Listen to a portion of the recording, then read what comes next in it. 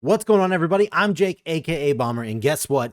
It's time for TEW 2020. This is our This Is War series, and we are in February, week number 3. Next week is the go home show. Usually, week number 3s aren't, extravagant. It's not great. It's usually decent and it's building. But this episode, we are going to see a company have their best show ever. We are going to see a company have their highest rated segment ever, aka a company that hasn't had 100 yet. You can probably guess what company that is, but they're going to hit that. We're going to have the highest rated ever show. This is a really big episode, but I'm also going to give you, that's the good news. The bad news is Spring Tigress, her internet was not cooperating. So unfortunately, she is not in this episode. We had to, pull a Luke job back on season 1, and she gave us the order of her show. We booked it, and we talk about it at the very end. You'll see her show, and we'll give you any notes that she gave us. So kind of sucks. I wish she was here for this because it's a big episode, but don't worry, she'll be back later on. Everything's cool. Hopefully the internet gets working though. So there you go, guys. That is it. Let's get into the episode. Big stuff awaits here on episode number 9. Let's get into it. Oh shit. Taker's like, you better stop sending them kids them pics. Let's see. Failed to pick up his share of the tab at the bar. Found him guilty. Sentenced him to buy everybody drinks as usual. All right, folks, it is time for CZW Evolution. And starting things off, we have that CZW Ultraviolent Championship match. Jimmy Lloyd won a number 1 contenders match last week. Now he gets a shot against Matt Tremont. And a bout that had subpar wrestling, non-existent crowd heat. Matt Tremont did defeat Jimmy Lloyd 10 minutes, 15 seconds by pinfall after a superplex through 2 light tube log cabins. Matt Tremont makes defense number 1 for his CZW Ultraviolent title. Look at Tremont, 71 in-ring performance. This was a hardcore match, obviously, death match. I think it was the death match setting. What did I pick? Yeah, death match. So this was death match. Segment rating 56. Not great. And the crowd were turned off because, they see these guys on the pre-show, but it's okay. We're building them. Your broadcaster let you have a death match? I guess so, yeah. Aim of the match is death match, so surprising. Weren't you the one that couldn't have a tornado match?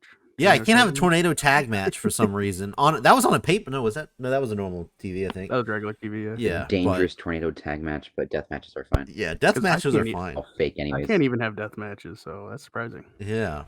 I don't know. I feel like sometimes they come down on me, sometimes they don't. I don't know. Seems inconsistent. But they saw who was involved, and they're like, no one's gonna watch it anyway. Yeah, it's all right. Jimmy Lloyd, Matt Tremont, come on. The club are backstage cutting a promo on GOD saying the reason they think Tama and Tonga are going to give them a hard time is because they're jealous that they were the best team that ever ran the Bullet Club. GOD approached them saying that not only are they not the best tag team, the Young Bucks seem to rank higher than them. Luke blurts out, "Now that's a low blow, you son of a bitch." little shots at the Young Bucks between these two here. Just before the teams come to blows, Carl Anderson seems to be the voice of reason, saying that there's only one way to settle this like men: fight for it. So at CZW, to live is to die, we are going to get the Gorillas of Destiny versus the club to answer the question once and for all: who was the best Bullet Club tag team? Yeah, they've apparently said the Young Bucks aren't really that high up on the totem pole, so we'll see about that. Segment rating 63. Yeah, so we're going to see who the better tag team was. The Young Bucks are better than all of them. God, get the fuck out of here. Up next, we have the debuting tag team of the Tate Twins taking on SoCal Uncensored, another new team to the roster. So 2 fresh teams here in the tag division. In a bout with subpar wrestling, non-existent crowd heat, SoCal Uncensored defeated the Tate Twins 9 minutes 30 seconds when Frankie Kazarian pinned Brandon Tate with the wave of the future. Afterwards, SoCal Uncensored really put the Tate Twins over, raising their hands after an impressive debut. So there we go. We got the debut. Look at this. We got a lot of positive here. Kazarian did pretty well, better than he ever did in my company. Yeah, 67. The Tate Twins held up their own against SoCal here. Both debuted their initial gimmick, the Thrill Seeker gimmick, with great. So, all right, we got the debut of the Tate Twins, and they impressed SoCal Uncensored. So there we go. Matt Tremont is seen talking with Mance Warner backstage, still covered in blood, by the way, from his successful Ultraviolent title defense earlier in the night. He's praising Jimmy Lloyd when suddenly the Collectors jump them both. Orn and G-Raver are holding Tremont down as Deppen pulls out a pair of hedge trimmers and hovers them over Matt Tremont's left ear. Ziggler is barking orders and tells Tremont that the Collectors are the #1 contenders for his title. He says that next week he better give them a match for the title or they're going to come to collect more than just his championship. So yeah, we got straight up, threats, trying to take maybe the ear of Matt Tremont with some hedge trimmers. Segment rating 47, didn't go too great, here. Dolph Ziggler did not perform well without a script, and that was pretty much the only note besides good commentary. So, there you go. We're going to see what Matt Tremont does next week on the Go Home show. See if he does give the Collectors a tag team, or not a tag team title match, but a Ultraviolent title match. Man, you guys and Slam are into that gore porn shit. Well, come on, see, it's the Ultraviolent title. It's the Collectors. They kind of cut off skin and stuff. So it's what they do. Next up, we do have a title match here with Pete Dunne defending the Iron Man Championship against Isaiah Swerve Scott. In a bout that had decent wrestling and didn't get much heat, though. Pete Dunne did defeat Isaiah Swerve Scott in 12 minutes and 8 seconds. This was via DQ because here's what went down. Seth Rollins came down to the ring yet again, just like he did last week, interrupting Dunne's title match. This time, he was on the mic saying that he spoke to CZW management and they were going to back him up on his claim that he did not lose the title. He walked over to the Iron Man Championship, this is during the match now, and started to walk back to the back with the title. Pete Dunne ran up the ramp, laying him out. He continued on with the match until Rollins interjected himself yet again, giving Dunne a curb stomp onto the ring apron, causing the disqualification. Rollins then left with the championship, and Pete Dunne makes defense number 2 of a CZW Iron Man title, but Seth Rollins is in possession of that title that he says he never actually lost. Segment rating 79, in-ring performance 81 out of Pete Dunne. Swerve Scott still getting better. We got a 60 here. Match got the crowd hotter. So Pete Dunne still the champ, gets the win by DQ, and Seth Rollins leaves with the title. Rollins needs to just get over it. It's not his title. That's what I'm saying. Cody Rhodes is standing in the middle of the ring after a commercial break, and he says that things have come to a head and he no longer has any other option but to challenge MJF for a match at To Live Is To Die. The Regime come out to join Cody in the ring, and things get heated when MJF spits in the face of Cody Rhodes, and both Strowman and Rusev grab onto Cody, ripping his coat and dress shirt off. MJF takes off his belt and begins whipping the back of Cody over and over and over again until FTR come running down from the back to make the save. Unfortunately, the damage has already been done, though. Cody's back is an absolute bloody mess. If you remember from last week, we had FTR against the Regime, and that ended it with Cody Rhodes interjecting himself. So we have all these guys tangled up here with a segment rating of 98. So I don't know if that means MJF accepted the match with Cody Rhodes or what, but we're going to see what happens. You just love murdering Cody Rhodes. Well, he's got a picture with blood on his face, so it feels appropriate. And I have been booking him a little more in the hardcore realm than he probably normally would be, but it's okay. He performs well there, so he does pretty good with the hardcore element. So up next, we have a singles match between Cedric Alexander and Finn Balor, and this was pretty much, I just wanted to put on a showcase match here to see how well these guys could do, and they did pretty good. In a bout that had good heat and decent wrestling, Finn Balor defeated Cedric Alexander 15 minutes, 34 seconds after a coup de grace in the pinfall. Finn Balor 77, Cedric got a 64. Didn't seem to click. That's surprising, but it is what it is, I guess. 79 overall segment rating. So Finn Balor, the ally of Darby Allin, gets the win here in this match.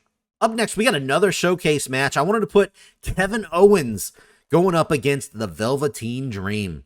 All right, in a decent match, the Velveteen Dream defeated Kevin Owens in 13 minutes and 4 seconds by pinfall when Josh Woods and Josh Barnett surrounded the ring during the match. Josh Barnett jumped up onto the ring apron, distracting the ref, allowing Woods to deck Owens. Velveteen Dream was able to hit a massive elbow drop off the top to pick up the pinfall victory. The crowd laughed along with Woods and Barnett at Owens' loss. So yes, we have seen a bunch of beef between Owens and both of the Joshes. I don't know if we have come up with a name with these guys yet, but Josh Barnett and Josh Woods. Segment rating 80, really good stuff here. Owens got an 81, Velveteen Dream 62, and Owens had no problem losing to Dream. There was no issues there, so happy about that. I got a name for those guys. Oh, okay, what is it? The Joshi Warriors. The Joshi Warrior. Get out of here. That's the worst name I've ever heard. Oh, you haven't come up with one, so I'd say it's the best name you've heard. Okay, it's the best and the worst name I've heard. The best and the worst. You get the joke, right? Joshi, Joshi. Oh, I get the joke. Oh, okay. Just making sure, because it's a good one. Out of here.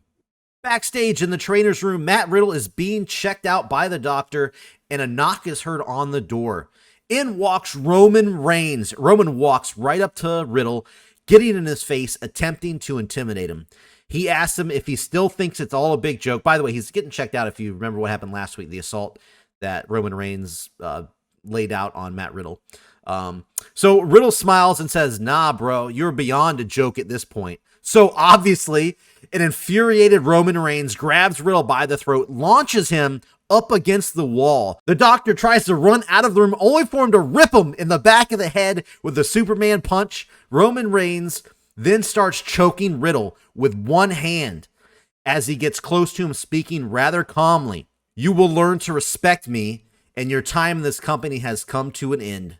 So Roman Reigns out looking for respect for Riddle after Riddle completely embarrassed him several times now and has kind of, very in character.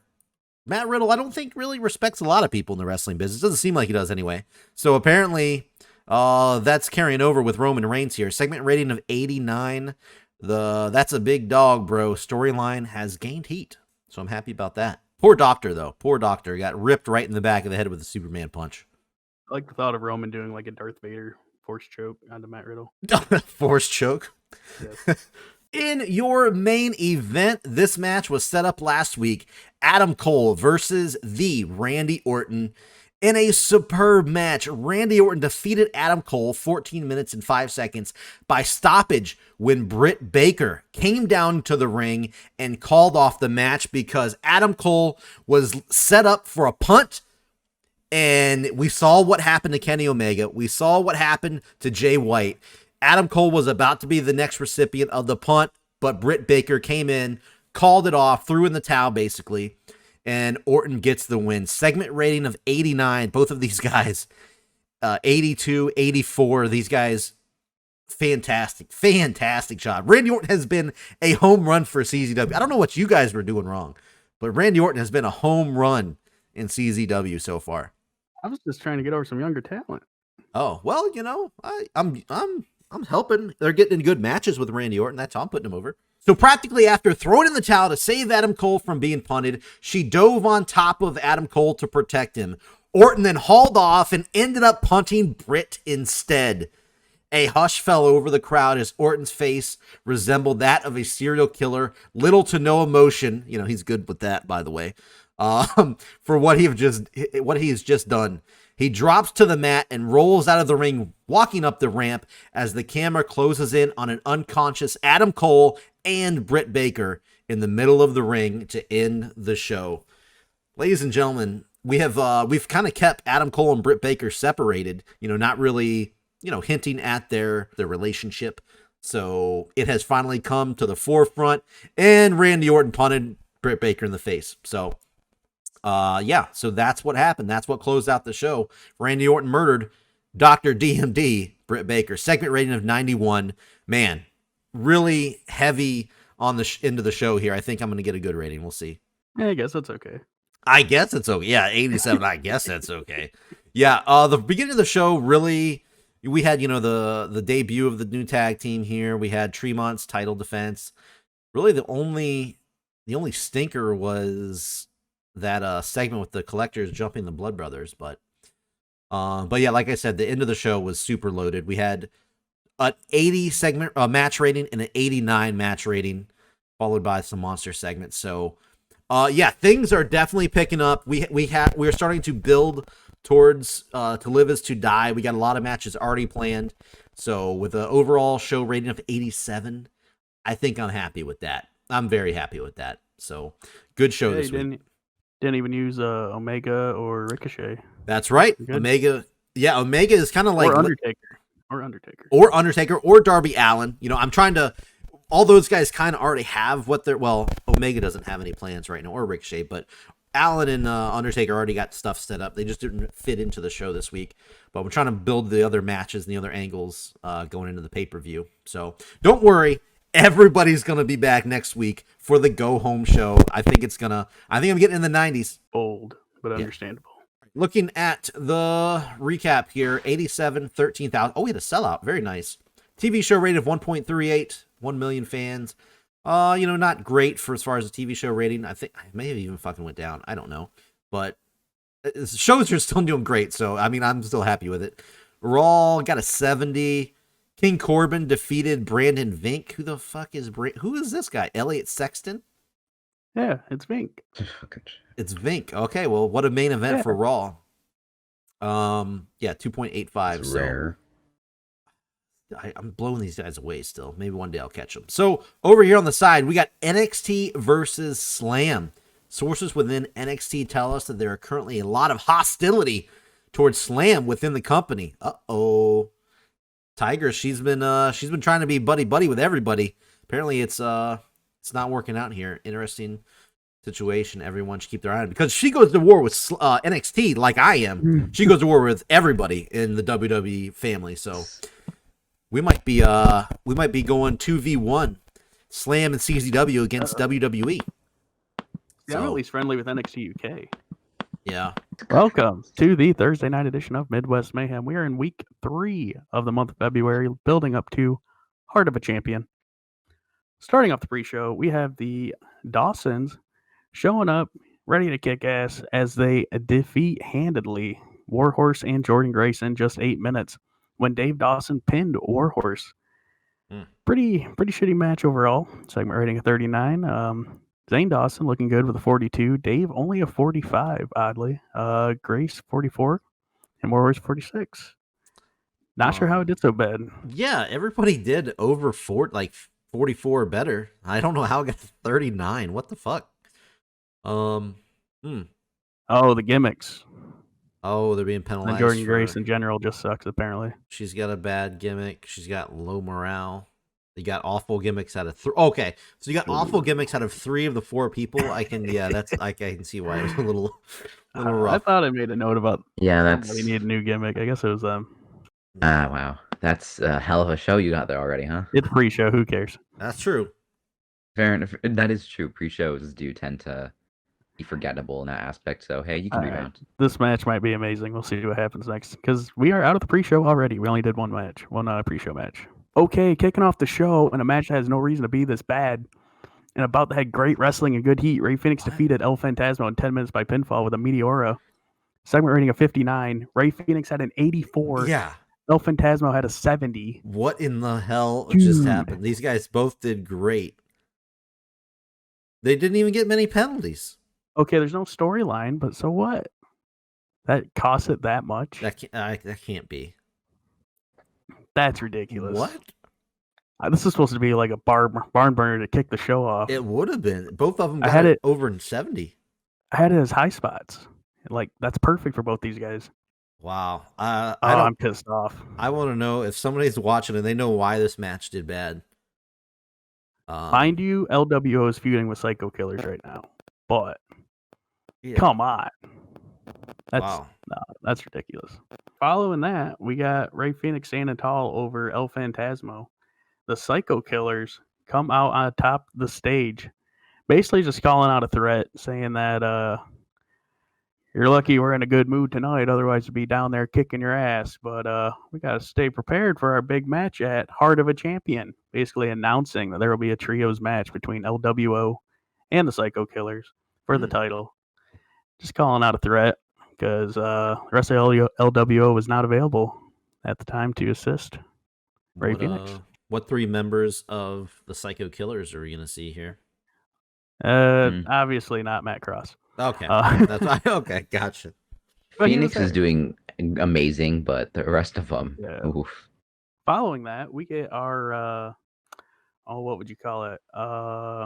Follow-up to the match last week, main event, where Sami Callihan issued a challenge for number 1 contender, in which Scorpio Sky defeated 3 other men: Brian Cage, Jacob Fatu, and Big E. Some of the most like big dudes on my roster. That's big names, yeah, and big dudes.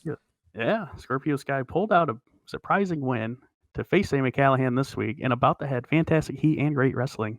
Sami Callihan defeated Scorpio Sky in 13 minutes 26 seconds by pinfall with a headlock driver, following interference from Taya Valkyrie.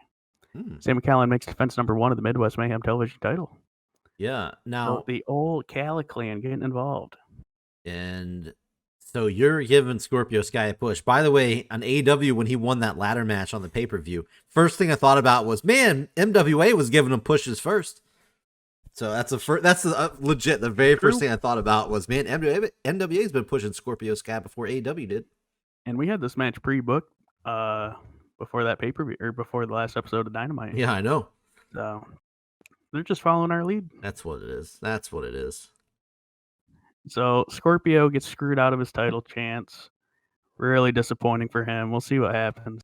So Scorpio is down. Callahan standing over him. He's like, yeah, I'm the fucking best. And then fucking New Day comes out. You have Kofi Kingston, Xavier Woods, and Big E coming to the ring and surround Sami Callihan, who is standing over Scorpio Sky. You know, he's disrespecting him. He's got his foot on his head. And immediately they just started beating the shit out of Sami Callihan and throw him out of the ring, leaving New Day with Scorpio Sky in the middle of the ring. And you're like, oh, are they about to beat his ass too? They offer a handshake to him. Kofi Kingston does. Picks him up. And they offer him to join the New Day. What? Yeah. This is unheard of. Adding a 4th member to the New Day? It is a New Day, my friend. What in the hell?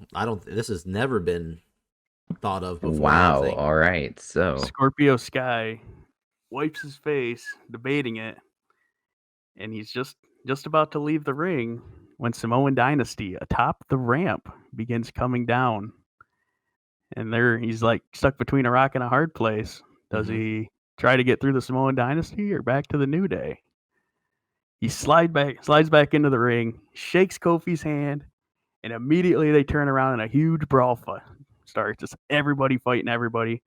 But we got 4 people on New Day's side now, fighting the 3 Samoan Dynasty. New Day ends up standing strong. Scorpio Sky is with the New Day now. Oh my God. Crazy, man. Crazy. And Samoa Joe, if he was still there, they would... not Samoa Joe. Wait, yeah, Samoa Joe. Yeah, if he was still there, they would have had their 4. But now they're outmanned. Strength in numbers. Scorpio Sky is ringside with New Day, kind of just keeping Jacob Fatu at bay as a match becomes of the Usos versus the New Day out of this. There's chaos going on all around the ring. Meanwhile, this match begins. About to head great heat and good wrestling, New Day defeated the Usos in 13 minutes, 25 seconds. Not for the titles. And Xavier Woods pinned Jimmy Uso with a Shining Wizard. Xavier Woods was the weak link, which is expected. Struggling to keep up with everyone else's in-ring performance. Yeah, look at those numbers. Man, people... Loving it. This mod maker hates fucking Woods. Yeah. But maybe, who knows? Maybe this new member could take his place. I mean, they beat the tag team champs, so that can only mean one thing. Maybe they'll get a title shot, or maybe Scorpio Sky will get the title shot. Following this big New Day win and alliance formation, we cut to backstage where we see the Dragons strategizing with the old Catchpoint 2.0. Tonight's main event will feature Will Ospreay and Daniel Bryan, as we heard last week, facing off against Sonata and Okada. So these two teams are in the locker room. They're kind of talking over, really planning how they're going to get the upper hand over them, and it's just some random banter, nothing too in depth. But yeah, turned out really well. Just like you see a good alliance here.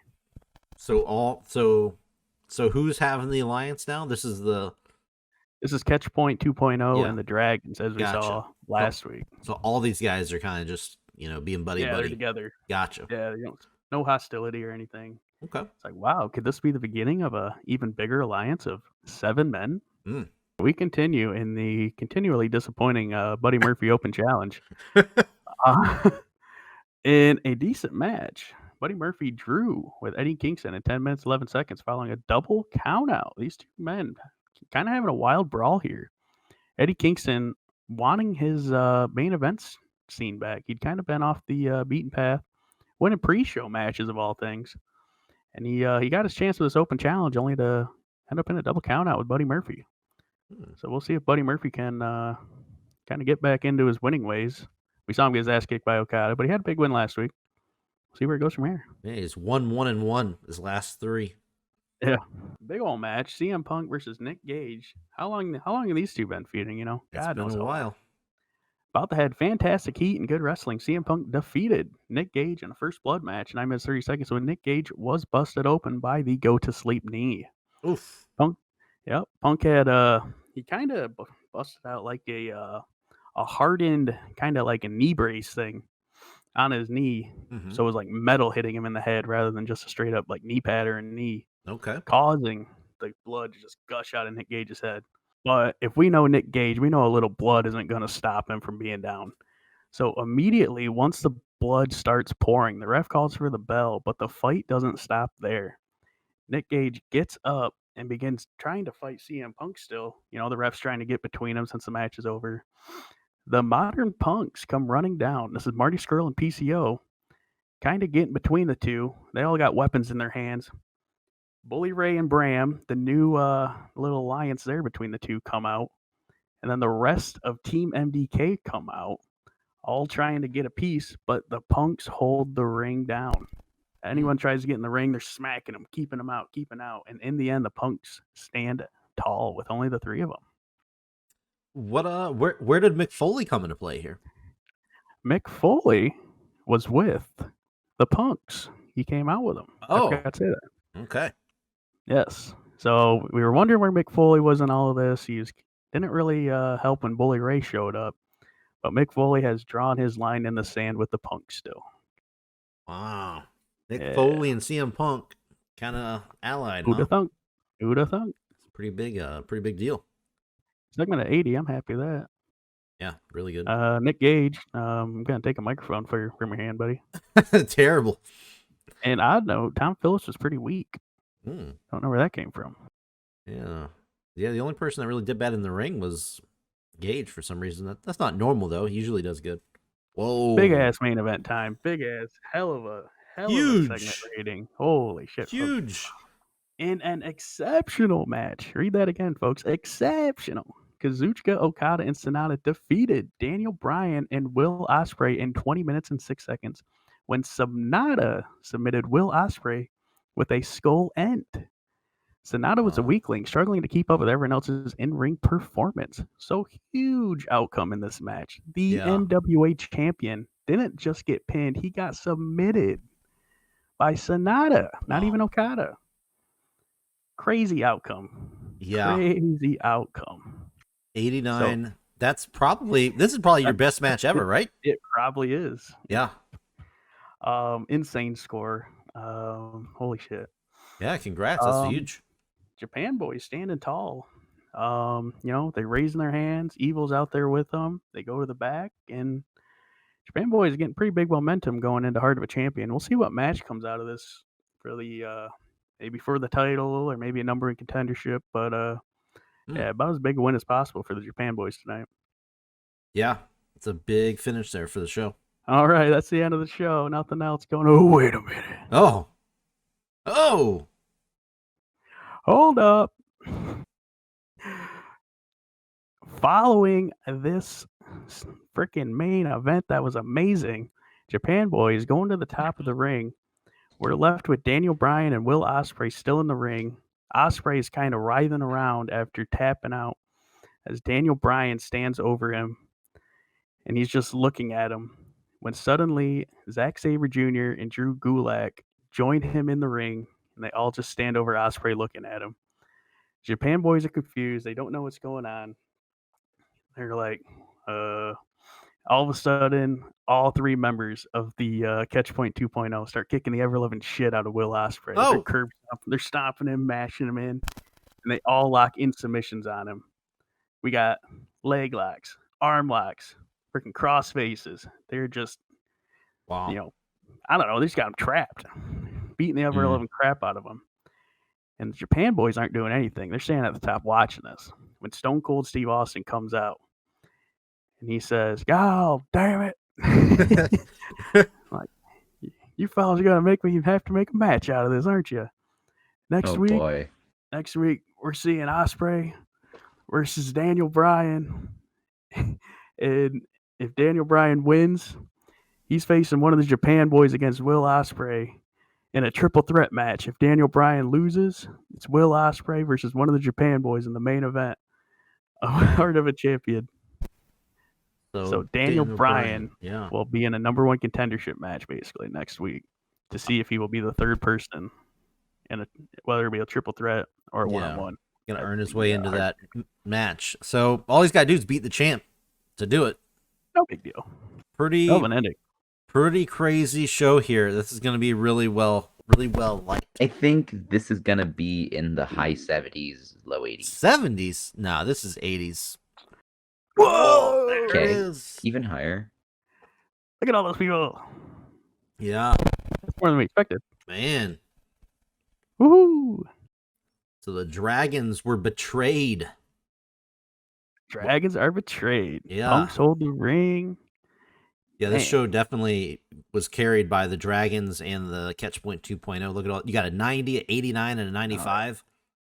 We had some low points. Murphy and doing his open challenge is kind of the bathroom break of the show. Still don't understand what happened here. Dude, oh my god. Yeah, if that Phoenix and Phantasmo match was better, you may have got like an 87 or something like that.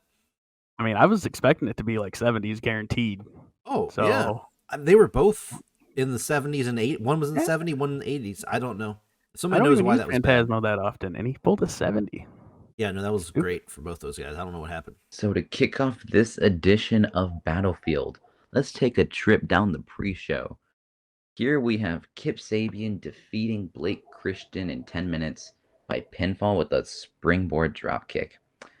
53 rating, nothing special. They had around the same rating, so that's nice. Christian hasn't done much since the finals of the Top Prospect tournament and couldn't get the job done here tonight against Sabian, who's been kind of floundering around for a minute. Okay, pretty good. I feel like it's a pretty good match for them on the pre-show. Yeah, for considering what we tend to pull in terms of pre-show matches, this is all right. Yeah, it's good. We got PJ Black here for a show, thanks to our friends AEW. He fights Mark Andrews and defeats him by pinfall with a 450. 54 rating. This was a what do you call it? Steal the show match. Andrews did better than PJ. All right, a bit surprised there. But PJ Black picking up the win here on the pre-show. Interesting. I'm surprised you're having these guys come in and get wins. Surprise. I mean, gotta make them look good if we want their people to keep coming. Okay. I don't understand that logic at all. Get out the shovel. So we did not have enough time on the main show, but on the pre-show, here comes Alexa Bliss, and she is here to announce that she is cleared to wrestle after a month of being on the sideline or so. She then talks about how she wants a match next week. Toni Storm answering the call. Before we get a little video package from Hana Kimura in Japan, saying how she also recently recovered from injury and she wants to be Bliss's first opponent back. Bliss accepts and the match is made for next week. Okay. 60 rating, Tony, I'm a bit surprised didn't do well without a script because I think she did well last time without one. But Bliss doing wonders on the mic as usual. Yeah. Nothing to be upset with there. So to kick off the main show now, where we're being televised now, Tetsuya Naito comes out to start the show, cutting a promo on last week and wanting to apologize to Tanahashi after their miscommunication that led to them ultimately losing. Tana and the Time Splitters come out, saying they're fine and their main issue is with Equilibrium, not Naito. Even though Tanahashi is, well, fighting for the world title. This leads to Equilibrium coming out, all 7 men being there, as Gresham mentions about making Tanahashi tap out last week. And maybe Gresham 2 belt should be a possibility instead of Naito versus Tanahashi 3. Hiroshi says if he wants a match, he'll get one later in the main event, and he'll put his spot at Kingdom Come on the line. Wow. Time Splitters then mentioned they want a match of some kind. For Moose says a hired friend, quote unquote, is coming to help them. Before Tom Lawler comes out and ambushes Shelley as a brawl breaks out. Okay. 72 rating. I'm very happy with this, even though Naito now struggles with without a script suddenly. He hasn't in the past. But everything else has gone pretty well here, so I'm perfectly fine with that. So we're gonna see Tanahashi versus is it Gresham, right? Yes, versus Gresham with spot on the line. Yeah, with the spot against Naito on the line. Wow. Okay. Yeah. That should be an interesting match. So we'll see how that goes for them. This segues directly into our next match, where Tom Lawler defeats Alex Shelley, making him pass out in the guillotine choke. 67 rating. I'm actually pretty happy with this. Made a technical masterclass, and they delivered a decent thing. Not against it. Yeah, technical masterclass usually don't do really good numbers, so this is pretty solid.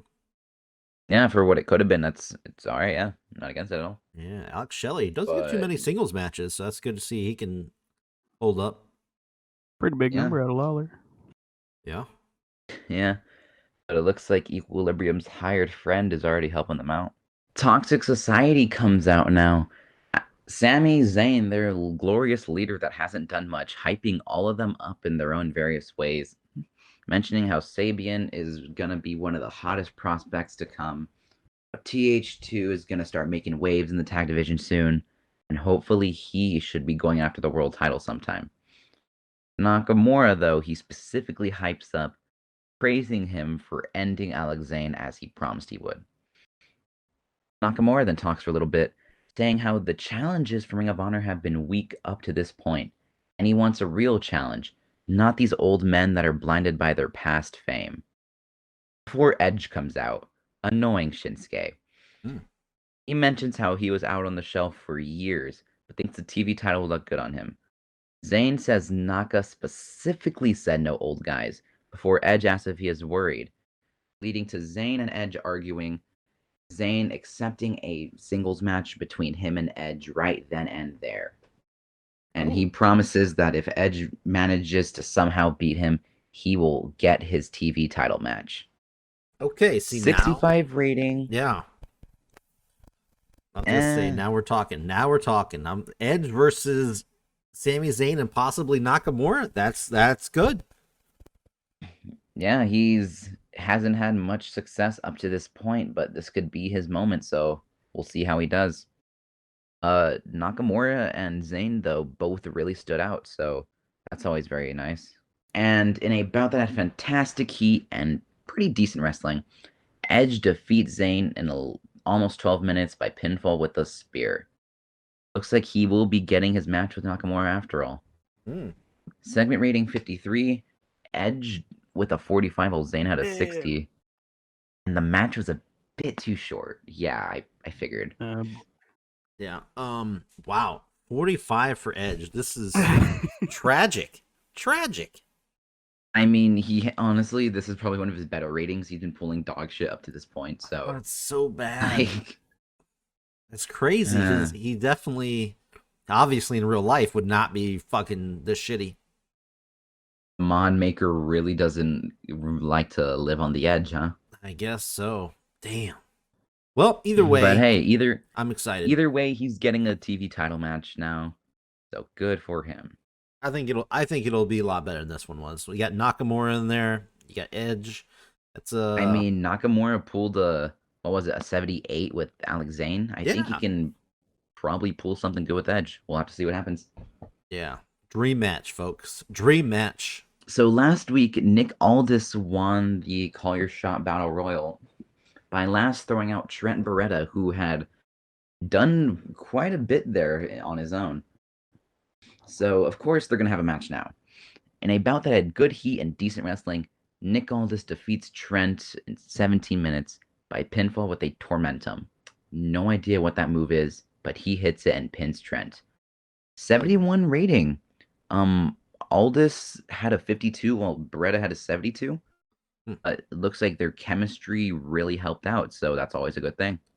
Yeah, it's always good to And get Nick great Aldis chemistry. picking up his first singles win in Ring of Honor.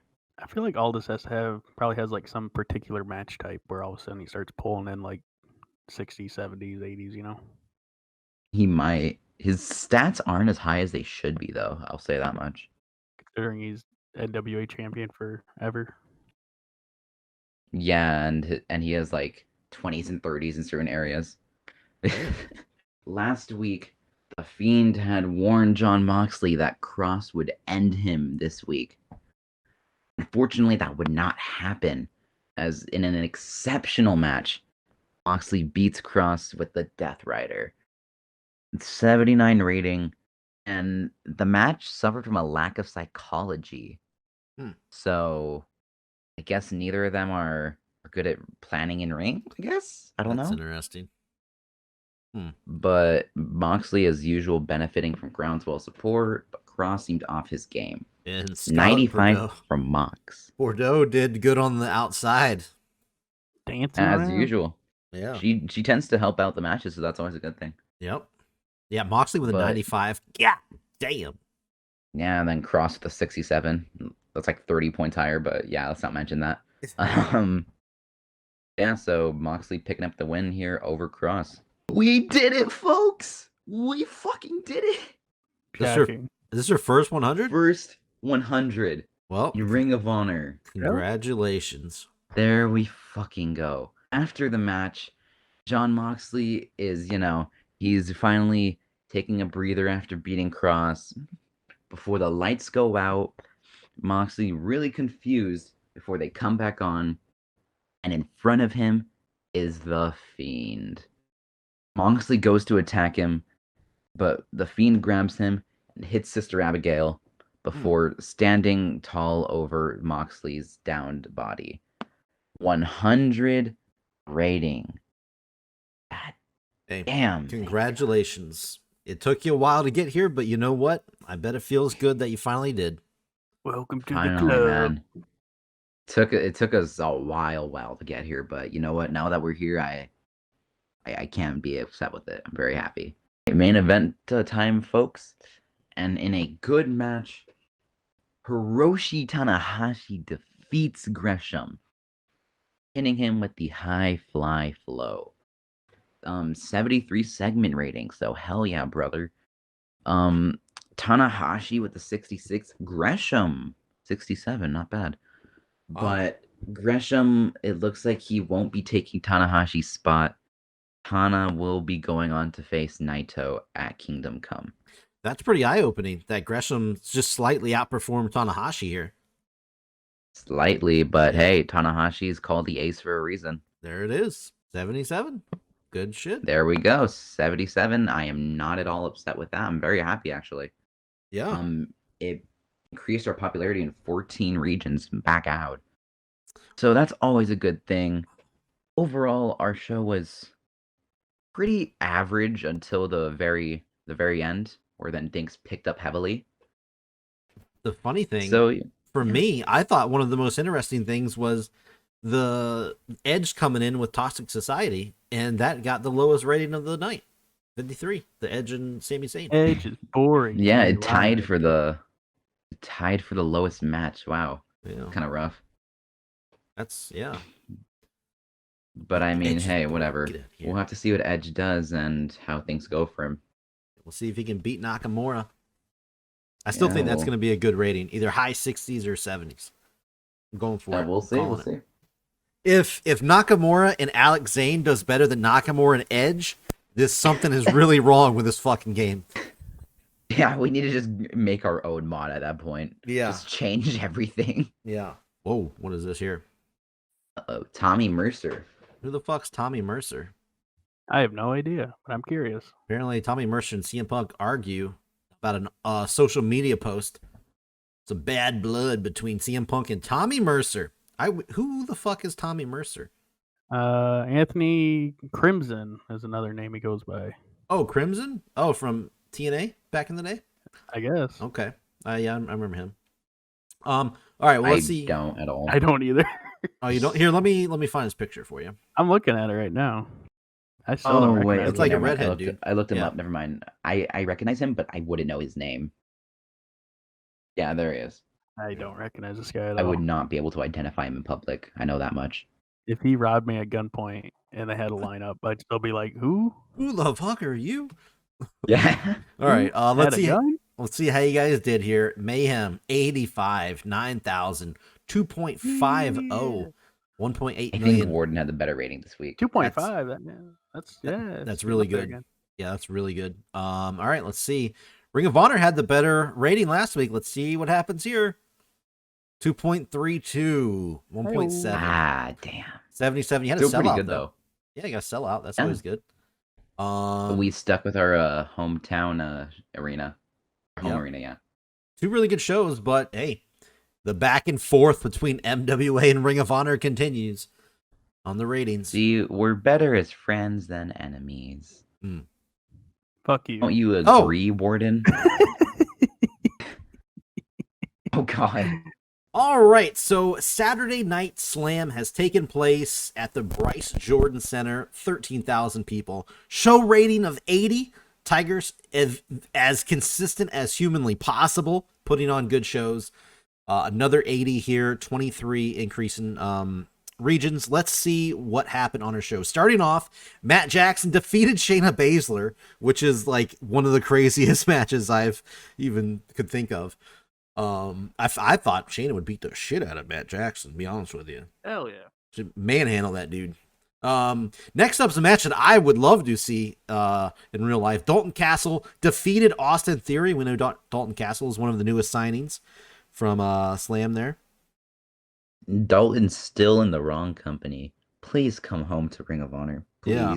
Next up, we had Asuka calling out Tessa Blanchard with a 100 segment rating. Asuka's good at that. I have a little note here from Tigress. Asuka calls out Tessa Blanchard and says that it doesn't matter if it's Tessa or Sue Young. She's facing her at Odyssey. No one in Slam is ready for Asuka. So Asuka wants to take on Tessa, Sue Young, whoever it is, at the pay-per-view. So there we go. Looks like we have our Queen of Slam match booked for the pay-per-view. Next, we had Charlotte Flair defeating Tennille Dashwood with a 68. Pretty solid match there out of those two. And then we had Chris Jericho ranting about Bandito and Bayley. 85 segment rating here. Chris Jericho rants about Bandito denying his offer. He says that Bandito is not a real man. He is just a simp for that bitch. Wow. These are Tigress's words I'm reading right now. No one rejects Chris Jericho. Bandito will learn the hard way. Yeah. Word for word, I'm quoting that.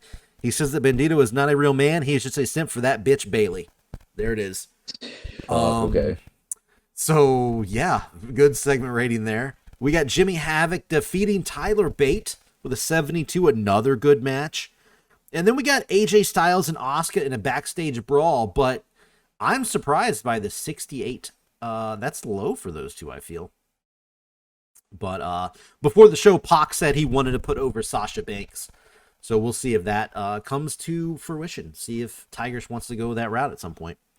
Then the main event was Kurt Angle versus Chad Gable.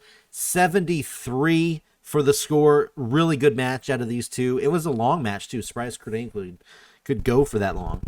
But then after the match, of course, Pac attacks Kurt Angle because he's still, I believe, in possession of Chad Gable. And yeah, 98, super, super strong into the show.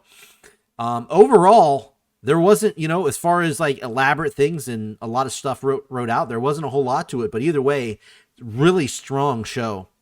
Really good matches that I would love to have seen. So yeah, also there was a note, I will point it out because Tigress did want this included, but I will take the blame. It wasn't in her pre-booking, so I missed it.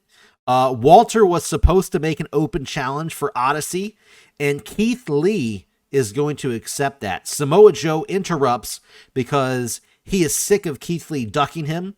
Walter says he can take them both on. So it looks like at the pay-per-view, it's going to be Walter versus Keith Lee versus Samoa Joe. Yeah, big match there. Big match. Much room in that ring. Yeah, no, that was her big Haas feud that she was working on. Or no, Man Meat. Sorry, Man Meat. Haas was your show. Man Meat for the other one. Meat division. So there you go. Really good show for Tigress. So let's look at the ratings here. 80 show rating, attendance 13,000, 1.95, 1.4 million viewers. Slam is the epitome of consistent at this point in time. Yeah. That's true. For real. Okay, so there it is. We have all of our shows this week, week 3. I wish Tigress could have joined, but she was having the internet issues. But either way, she put on a great show. So No Way Jose. No Way Jose. I guess Manny Garcia's is what he goes by now. NWA title change last night. Question mark lost. Oh man. Did it show Hana as the new champion in Stardom thing? Stardom, new champion in Stardom. Breaking news. Oh, yeah, Hana Kimura. There you go. Wow, so it looks like Bliss is now facing a new champion as well. Well, you can write that into your story. There you go. We will. All right. Well, good show, guys. Everybody, man, our lowest show rating was a 77. This may be the overall best, like, we all have done, like, show-wise. We had an 87, 85, 80, and a 77. And I picked up my very first 100. Dude, we're getting good, guys. We're getting good. Yeah, sir. Yes, sir, we are. All right, folks, let's take a look at the Week 35 ratings breakdown, starting things off with CZW television rating of 1.38, up just slightly from a 1.37 last week. 1.037 million viewers, and live attendance, which was in the, I believe, the southern region of the United States, got a sellout, 13,846, with a TV show rating of 87, just down, believe it, down slightly at an 87. It was an 89 last week, but remember 2 weeks ago, it was a 67. So, yeah, improvements. Very slightly, though, from last week. But either way, improvements. Now, let's look at Ring of Honor, which also had some improvements, mainly here in the television rating. Last week was a 2.30, and that did lead all of the companies. This week, 2.32, but didn't lead all the companies. We'll get to that in a second. 1.745 million viewers, which, of course, is up from last week, about 14,000 increased. Sellout, 7,160. Back-to-back sellouts for Ring of Honor in the audience, live audience there. And back-to-back 77s for Ring of Honor. Last week was 77. This week was 77. In fact, I'm going to give you the last 5 show ratings out of Ring of Honor. Here we go. This is 5 weeks ago. 77, then 77, then 76, then 77, and then 77. Yeah.